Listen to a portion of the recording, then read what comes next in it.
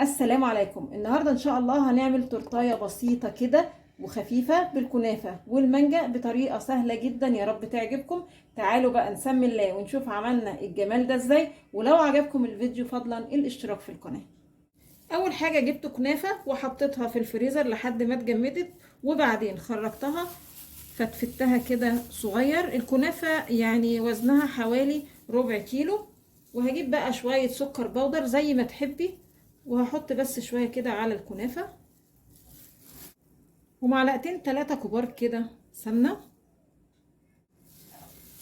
وبعدين هشبع الكنافة بالسكر بقى والسمنة اللي حطيناها. تمام قوي كده. وبعدين هجيب طاسة على النار، على نار متوسطة، علشان الكنافة معانا فيها سكر عشان ما تتحرقش. وهضيف بقى الكنافة في الطاسة بعد الطاسة ما تكون سخنت. هفضل اقلب في الكنافه بقى، ما اسيبهاش خالص، واقلبها كده من كل النواحي حلو قوي، علشان لونها يبقى موحد، اللون الذهبي كده الحلو بالشكل ده، اللون الذهبي الخفيف. يعني لا تسيبيها كده بيضه وتبقى نيه، ولا تقرصي عليها كده في التحمير علشان ما تغمقش وتدي كده طعم مر. هطفي على كده. هعمل بقى طبقه كريمه. معايا هنا كوبايه كريم شانتيه خام،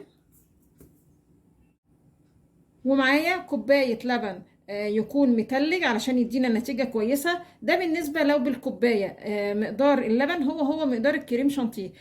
لو بالوزن، يعني لو جايبة تمن كريم شانتيه يبقى تمن لبن، يعني عامة يعني وزن اللبن هو نفس وزن الكريم شانتيه. بنفس الكوباية عصير مانجا خام، يعني مفهوش ولا مية ولا أي حاجة. شوية سكر لأن الكريم شانتيه معايا غير محلى. أضرب بقى المكونات دي بالمضرب كويس قوي. ده شكل الكريمة بقى بعد ما ضربتهم في بعض. هنزل بقى كده على الكنافة، وهسيب شوية كريمة كده على جنب علشان ابقى ازوق بيها التورتايه.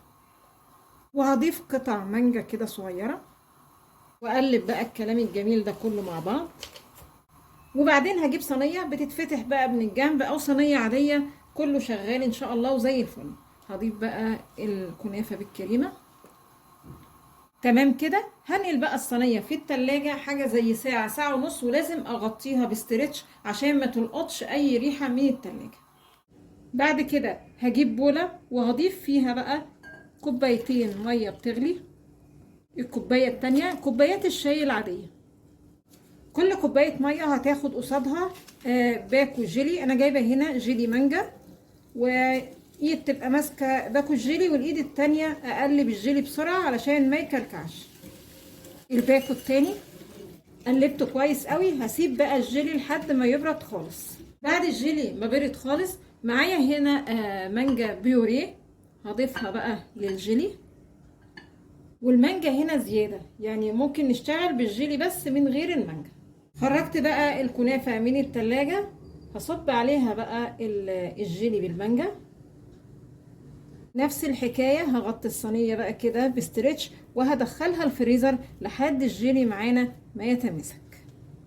وده شكلها بعد ما جمد الجيلي. طبعا هي كده تمام قوي. الكريمه بقى اللي فاضت معانا نحاول بس ندي وردات بسيطه كده. تعالوا بقى نشوف ايه الاخبار. انا رشيت على الوش كده كريم كراميل.